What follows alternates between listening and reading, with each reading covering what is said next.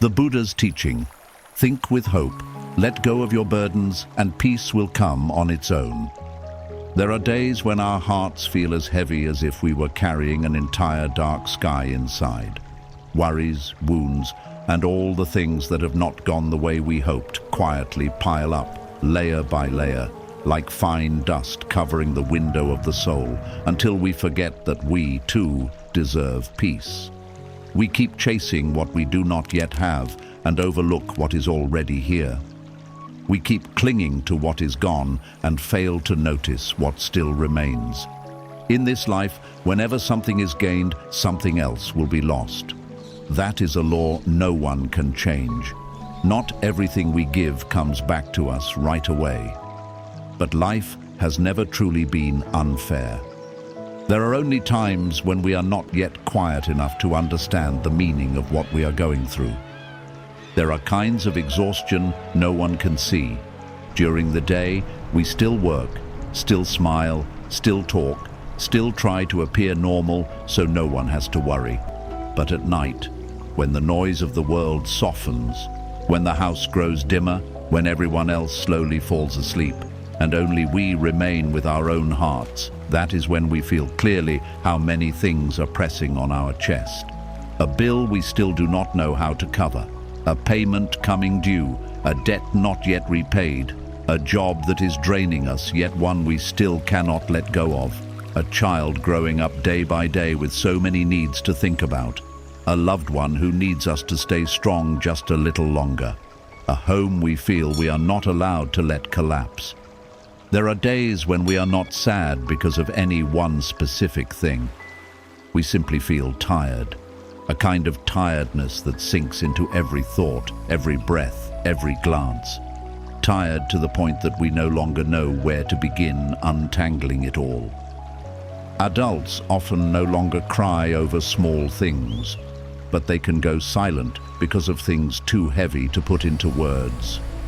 The older we grow, the more we understand that some worries cannot easily be spoken aloud, and even if we speak them, they may not become any lighter. Sometimes we open our mouths and then stop, afraid of making others worry more, afraid of appearing weak, afraid that hearing it out loud will make it all feel heavier still. So we stay quiet. We keep everything inside.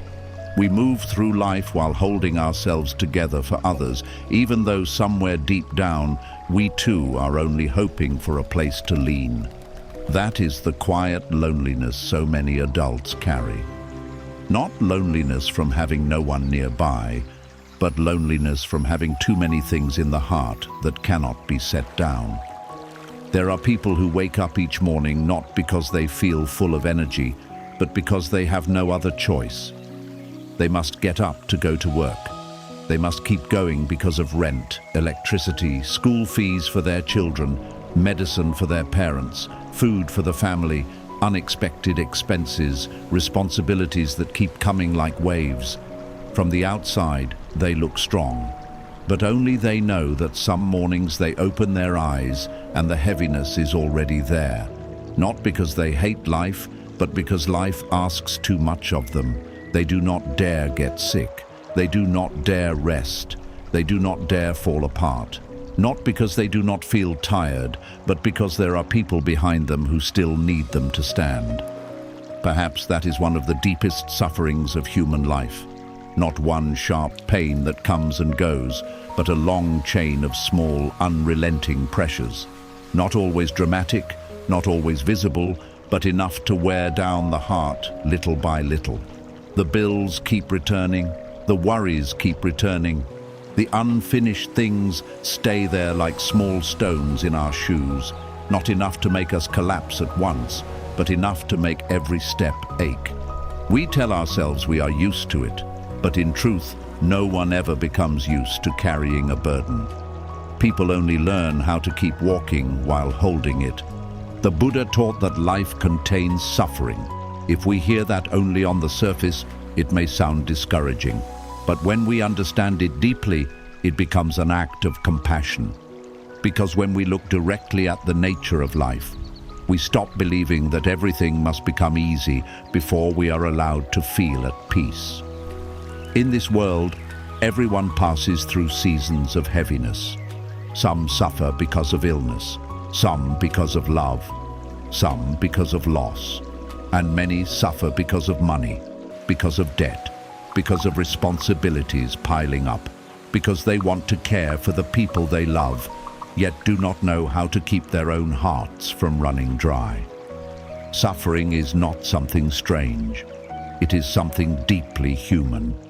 And when we understand that, we begin to blame ourselves a little less. Very often, what hurts us is not only our circumstances. It is also the way we keep telling ourselves we should be handling it better. We ask why we are not stronger. We ask why we still worry so much. We ask why we have lived this long and still have not become more settled.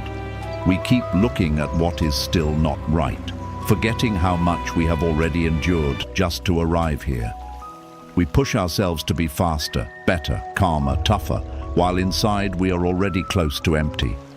That harshness toward ourselves sometimes wounds us even more deeply than life itself. So before learning how to set down the burdens of life, perhaps the first thing we must learn is how to set down a little of our cruelty toward ourselves. There is something very strange about modern life. We keep thinking that once everything is finally in order, then we will be able to rest. Once the debt is paid, once work becomes stable, once the children are grown, once money is no longer tight, once there is nothing left to worry about. But life rarely becomes completely still in the way we imagine. One problem ends and another appears. One area becomes lighter and another grows heavy. If we keep waiting for everything to be perfect before allowing ourselves peace, we may wait our entire lives. The Buddha did not teach us to find peace only at the end of the road. He taught us to learn how to find peace in the middle of what is still incomplete. That does not mean we become careless, passive, or indifferent. Not at all. We still live, still work, still try, still take responsibility for what belongs to us. But we stop letting our minds be swallowed whole by everything we carry. We begin to distinguish between what truly needs action and what is only making us suffer because of excessive worry. Some things need to be solved through action, but some things cannot be solved by endless thinking. The more we think, the more tangled the mind becomes. The more tangled it becomes, the more strength we lose. And when we lose strength, we can no longer see the way clearly. That is why sometimes the wisest thing is not to think more, but to stop, breathe, and allow the heart enough space to become clear again. There are worries that repeat themselves in our minds every day. If this month comes up short, how will next month be any better? If something goes wrong at work, what will happen to the family? If we collapse, who will take care of the ones we love? If our children do not keep up with others, what then? If we grow older, weaker, no longer able to work, what will become of us? These are not imaginary fears. They are very real questions in ordinary life. But what is painful is that most of the time, we are not only worrying about the present, we are also carrying tomorrow's fear ahead of time. We are living inside things that have not yet happened, suffering for futures that have not yet arrived. And because of that, we miss the one thing we still have power over, which is this day, this breath, this moment. In the teachings, the Buddha spoke again and again about impermanence. All things arise and pass away, come and go, gather and separate. When we are young, it can sound like a distant philosophy. But after living long enough, we begin to see that impermanence is not far away at all. It is in our parents' hair turning grey year by year. It is in our children, who were once small and are now growing. It is in a job that once seemed stable and can change in a moment. It is in a body that feels strong today and weak tomorrow. And it is also in the very worries we are carrying now. Today's burdens do not stand still forever. Today's suffering is not our final shape. To understand impermanence is not to become negative. It is to become less afraid when things change and less hopeless when we find ourselves in a difficult season. Some people ask, how can we stay hopeful when life still feels so heavy? How can we think lightly when money is short, debt is still there, children still need us, work still feels unstable? In truth, optimism in the spirit of Buddhism is not pretending that everything is fine. It is not deceiving ourselves into believing there is nothing to worry about. Hopefulness here means seeing the hardship clearly, but refusing to let the mind sink with it. It means knowing that life is still difficult, yet not losing faith that things may slowly become better. It means recognizing the rain, yet not forgetting that the sky still exists behind the clouds. It means acknowledging suffering, but not allowing suffering to become the whole story of our life. Many people are tired not because they lack the ability to live, but because they are carrying too many things at once. They worry about today while already fearing tomorrow. They cling to the past while trembling before the future. They blame others and blame themselves. They resent circumstances and resent fate. Each burden by itself may seem small, but together they become crushing. If we looked carefully, perhaps we would see that much of our exhaustion comes from holding on too tightly, holding on to being right, holding on to control, holding on to regrets, holding on to expectations, holding on even to things that lie beyond our reach. The tighter we hold, the more we hurt. The tighter we grip, the more quickly we lose our strength. There is a beautiful image people often speak of when talking about letting go. It is the image of holding water in our hands. The tighter we squeeze, the faster it slips away. Life is like that too. Some things come and go according to causes and conditions. Some things we tried our hardest to keep, yet still could not hold on to. Some people we loved deeply, yet still could not walk with forever. Some plans we prepared so carefully for, yet still did not unfold the way we hoped. Not because we were not good enough, but because life does not move according to any one person's wishes. When we understand that, the heart begins to soften. We still do our best with what we can do, but we stop demanding that life always unfold exactly as we want. In the burden of making a living, what wears people down most deeply is often not only the lack of money. It is the feeling of being alone inside the worry. A mother watching her child eat while worrying about the next meal. A father coming home from work with an unpaid debt still circling in his mind. A grown child carrying the weight of an entire family and not daring to admit exhaustion. A person living in a crowded city while feeling like they are standing alone in a storm. If that loneliness stretches on too long, the mind slowly dries out. And once the heart becomes dry, it is very easy to look at life and see only burden. That is why sometimes healing does not begin by solving everything at once. It begins by allowing ourselves to admit, honestly and gently, that we are truly tired. Some people are strong for so long that they forget they also need to be held. They grow used to caring for others, solving problems, being the stable one, until when they themselves begin to weaken, they no longer know where to rest. But no one can keep tightening forever without eventually cracking. No one can remain strong in a rigid way without pain. Sometimes what we need is not to force ourselves one step further, but to sit down and tell ourselves, I have already worked hard. I have already endured so much. I do not need to look fine all the time. Sometimes just one sentence like that can soften the heart in a profound way.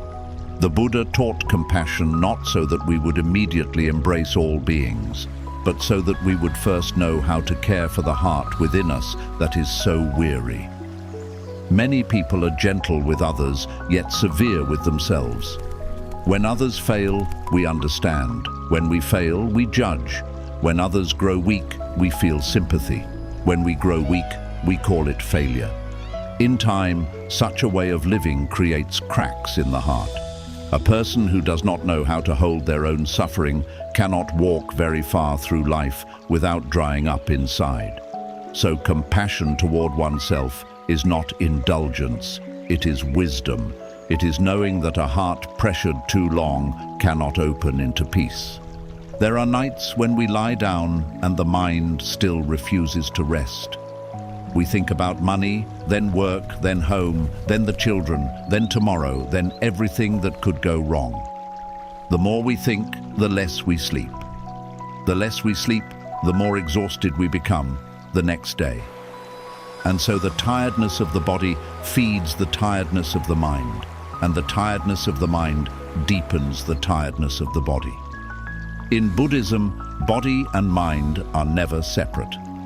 A weary body makes the mind more vulnerable to darkness. A stressed mind makes it harder for the body to recover. That is why caring for ourselves is not a luxury. It is necessary. Sometimes it is only sleeping a little earlier, eating one proper meal, sitting still for a few minutes, breathing deeply, drinking a glass of water slowly. Small things like these may seem insignificant, but they are ways of telling both body and mind, I have not forgotten you. People often think peace means going away somewhere quiet, leaving everything behind, having nothing left to worry about. But the deepest peace is not having no burdens at all. It is that even while burdens remain, we do not allow the heart to be carried away by them. We still know what needs to be done, but we do not lose ourselves inside the doing. We still earn a living, still care for the family, still make our way through life, but somewhere deep within, we protect a small inner light that does not go out. A place where we can still breathe, still soften, still remember that life is not only weight. There is a question worth asking whenever the heart becomes tangled. What in this situation truly belongs to us? A child's school fees, yes. We must think about that. A debt coming due, yes, we must face that. Work that must be completed, yes, that is ours to do. Those are the parts that belong to responsibility. But the opinions of others are not ours to control. A future that has not yet arrived cannot be lived in advance. A past that is already gone cannot be repaired through endless self-torment. There are many things we are carrying that do not truly belong to what we can solve right now. And it is carrying those extra burdens that leaves us more exhausted than we need to be. There is an old saying that life comes down to only three kinds of things: our business, other people's business, and heaven's business. Yet most suffering comes from how we mix the three together. We worry about what other people think of us. We ache because others are not living the way we want them to. We become anxious over the future. We grieve over the past. We try to control things that were never ours to control. And when life does not obey our wishes, we become tired, bitter, and sad. If we learn how to return to the part that truly belongs to us, the heart becomes much lighter. Our part is to live kindly, to do our best, to tend the mind well, to keep the body as whole as we can, to love the people we love while we still can. As for results, the opinions of others, the turns of life, there are parts we simply do not get to command. There was a man in his 40s who worked from morning until night and still always felt it was not enough. Every month felt like a race. His paycheck came in and immediately had to be divided into too many places: rent, school fees, medicine, groceries, debt. Each month he felt as if he were rowing in rushing water. One day, sitting alone in his car after work, he realized he did not even want to walk into the house right away. Not because he did not love his family, but because once he stepped inside, another wave of responsibilities would hit him. He sat there for a long time, and then he cried, not because of any one single event, but because he had been holding himself together for too long. Later, he said that what helped him most was not a sudden gift of money, but simply hearing someone tell him, "It is okay to be tired. You do not have to be strong all the time." Just one sentence, yet it opened a little space in him where he could finally breathe. We often underestimate the power of gentleness. We think only effort, money, and achievement can save us. But sometimes a kind look, a soft word, a single moment of not forcing ourselves so hard becomes the very thing that keeps us from breaking. The Buddha never taught us to conquer life by becoming harder. He taught us to see life with wisdom, to move through suffering with mindfulness, and to hold the heart with compassion. That is what makes a person strong from the inside. Sometimes we think that if we loosen our grip even a little, everything will collapse. So we hold tighter. We try harder to control. We want everything to go according to plan, according to schedule, according to the picture in our minds. But the more we try to control, the more tired we become. The more we try to freeze life in place, the more afraid we grow. Yet life was never meant to stand still. Children grow up, parents grow old, jobs change, money rises and falls, health does the same. No one can hold life forever in the exact shape they prefer. Once we understand that, we do not give up. We simply stop fighting impermanence with a heart that is always clenched. We learn how to do our best in each day, while letting the heart remain soft enough not to shatter. Hopefulness, in the Buddha's teaching, is not smiling while the heart is in turmoil. It is not forced positivity. It is seeing clearly that life is difficult, but not collapsing into despair. It is knowing that today is still heavy, yet not believing life will remain this way forever.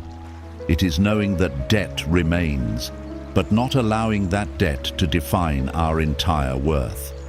It is knowing that much is still missing, while not forgetting what is still here. It is knowing that the rain is real, yet still trusting that the sky will open again. It is this quiet faith that allows people to walk through the darkest chapters of life. Perhaps what wounds us most in seasons of pressure is not simply that we are poor or lacking. It is the feeling that we have tried so hard and life still has not softened. A second kind of weariness begins to grow. The weariness of someone no longer sure whether their effort will ever bear fruit. In moments like these, the Buddha's teaching on karma becomes a deep source of strength. Karma does not always ripen in front of our eyes right away. Some seeds need a long time. Some efforts are invisible for a while, but that does not make them meaningless. No act of sincerity is ever truly lost. No right effort disappears without trace. Perhaps the fruit does not come at the moment we want, but that does not mean it is not real. So when we are tired, we need to remember that our life is not meaningless. The long days of working hard to care for the family are not meaningless. The simple meals shared together are not meaningless. The sleepless nights followed by getting up again in the morning are not meaningless. The times we denied ourselves so those we love could have enough are not meaningless. A person's life may not look radiant in the way people display online, but it may carry immense value in its quiet sacrifices and in the love it continues to hold. Once we see that, we begin to stop looking down on the life we are living. Some people live under financial strain for so long that they no longer notice beauty at all. They wake up worrying, eat while worrying, work while worrying, go to sleep still worrying. It begins to seem as though life is nothing more than a long list of things that need fixing. But if we live like that too long, the heart becomes hard and dry, and a dry heart cannot sustain a peaceful life. We do not need grand joys. Sometimes all we need is to begin noticing small things again. Morning sunlight, a gentle breeze, a family meal without argument, a child's laughter, the touch of someone we love. One more day of health. These things do not pay off our debt or erase our responsibilities, but they keep a little light alive in the heart. And with even a little light, we can continue through darkness. The Buddha taught that one who knows enough is often at peace. Many people hear that and think it means stopping effort, but it does not. Knowing enough does not mean we stop growing. It means that even while continuing to strive, we do not let the heart burn in the fire of lack. We may still need more, but we do not forget to treasure what is already here. We may still work to improve life, but we do not decide that the life we have now is worthless. When we do not know enough, the heart always feels poor, no matter how much more it gains. When we do know enough, even in scarcity, there can remain a small place of peace. A mother once said that she was not afraid of hardship.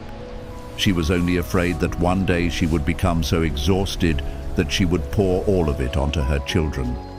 That sentence is painful because it is true for so many people. When pressure lasts too long, we become irritable. We speak more sharply. We grow angry more quickly. We become hurt, and then unknowingly hurt the people we love most. Later, we suffer because of our own reaction. We blame ourselves. We feel remorse. And so one suffering is layered on top of another. To keep the heart steady is not only to save ourselves, it is also to protect the people around us from the storms we might otherwise carry home. To do that, we must learn how to pause before it is too late. When we feel too tense, breathe. When the heart begins to burn, stay quiet for a moment.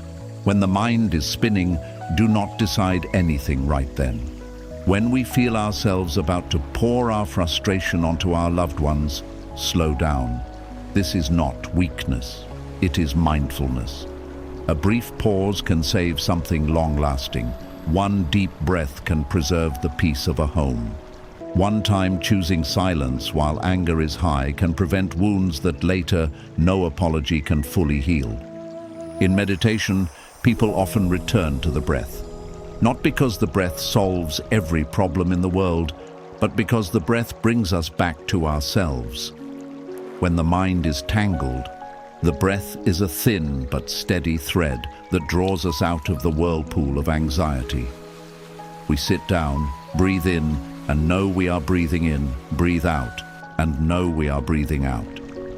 We do not need to force thoughts away. We do not need to demand peace from ourselves at once. We simply stay there with the breath. After a few minutes, the chest loosens a little, the mind becomes less crowded, the heart less pressured. Life is still there. But we are no longer being pulled under by it in the same way. And from these small moments, the heart slowly grows stronger, softer, and more spacious. Some people ask, if we do not worry, how can we live? That is true. To live is to worry sometimes. But worrying is not the same as drowning in worry. Worry can help us see what needs to be done. Drowning in worry leaves us paralyzed, sleepless, exhausted, and faithless. We cannot live without thinking about money, children, or tomorrow. But we can learn how to think without sinking. We can break things into smaller pieces. What needs to be done today, we do today. What has not yet arrived, we do not carry too early. What lies beyond our strength at the moment, we admit honestly. What requires help, we learn how to ask for. The one who knows how to live is not the one without burdens, but the one who knows how to carry them without breaking the heart. Perhaps much of human suffering comes from the belief that we must go through everything alone. But life itself exists through interdependence. We do not need to turn ourselves into an unmoving mountain just to prove we are strong. Sometimes strength is admitting that we are tired. Strength is asking for help when needed. Strength is understanding that we cannot hold the entire sky in our two small hands. The person who knows how to stop and rest for a moment is not giving up. They are wise enough not to collapse halfway down the road. There is a beautiful image in Buddhism of a falling leaf. When it is time to leave the branch, it falls lightly to the earth. It does not resist. It does not complain. It does not cling to the season that is ending. Because of that, it falls in peace. Human beings often suffer not because life is too heavy, but because the heart keeps resisting what is happening. We do not want to lose. We do not want to age. We do not want to lack. We do not want to be misunderstood. We do not want adversity, but life does not ask our permission before it changes.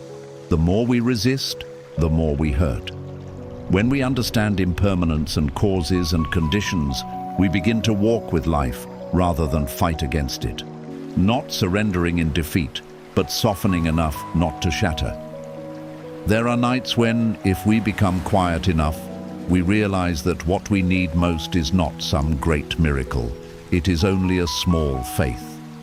Faith that we will get through this. Faith that this season will change. Faith that today is difficult, but it is not the end of the road.